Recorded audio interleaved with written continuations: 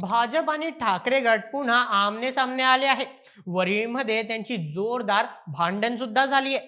सविस्तर सांगतो मित्रांनो. मुंबईची ओळख असलेल्या 5 स्टार हॉटेल्स पैकी एक सेंट रेजिस, पण 5 डिसेंबर रोजी या हॉटेलच्या बाहेर जे घडलं त्याने सर्वांची झोप उडवली.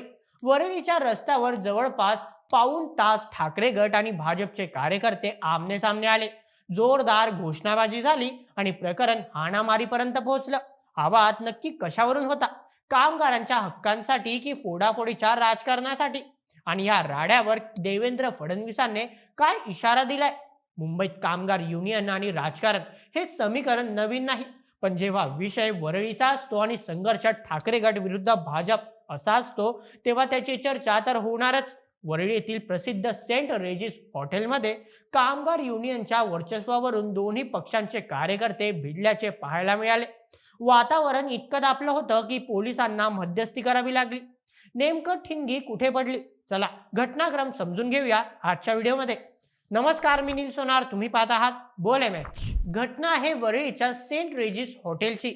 मिळालेल्या माहितीनुसार इथे जवळपास अर्धा ते पाऊण तास हाय व्होल्टेज ड्रामा सुरू होता. मूळ कारण होतं कामगार युनियन. झालं असं की ठाकरे गटाच्या भारतीय कामगार सेनेमधील काही कार्यकर्त्यांनी भाजप प्रणित अखिल भारतीय कामगार संघात प्रवेश केला. भाजपच्या युनियनला बोर्ड हॉटेलमध्ये लावण्यासाठी त्यांचे कार्यकर्ते तिथे पोहोचले होते. नेमकी हीच गोष्ट ठाकरे गटाच्या कार्यकर्त्यांना खटकली. आपल्याच कामगारांना भाजपने फोडल्याचा आरोप करत ठाकरे गटाची युनियन आक्रमक झाली. बघता बघता दोन्ही बाजूंचे कार्यकर्ते जमले आणि एकमेकांविरोधात जोरदार घोषणाबाजी सुरू झाली. परिस्थिती हाताबाहेर जात असतानाच पोलिसांनी वेळेस हस्तक्षेप केला आणि मोठा अनर्थ टळला. आता या वादात दोन्ही बाजूंचं काय म्हणणं आहे ते पाहणं महत्वाचं आहे. ठाकरे गटाचे कामगार सेनेने भाजपवर थेट फोडाफोडीचा आरोप केला आहे. त्यांचे म्हणणे आहे की असली फोडाफोडी आम्हाला मान्य नाही आणि आम्ही शांत बसणार नाही. भाजप मुद्दामून आमच्या युनियनमध्ये फूट पाडत असल्याचा त्यांचा दावा आहे. दुसरीकडे भाजपच्या पदाधिकाऱ्यांनी एका वृत्तसंस्थेशी बोलताना हे आरोप फेटाळून लावले आहेत.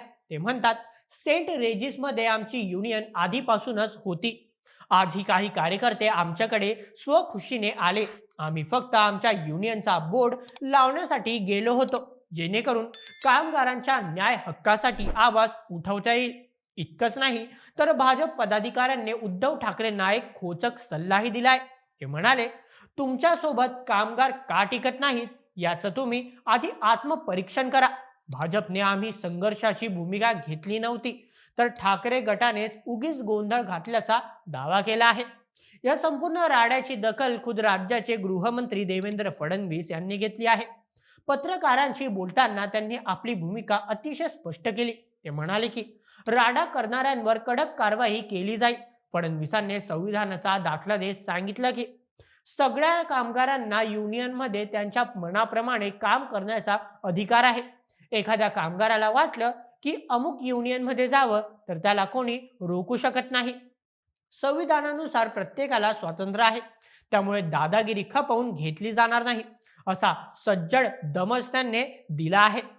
थोडक्यात सांगायचं तर वरळीत झालेला हा संघर्ष केवळ एका हॉटेलपुरता मर्यादित नाही, तर येणाऱ्या काळात मुंबईत युनियन वॉर पुन्हा पेटणार का अशी शंका उपस्थित करणारा आहे.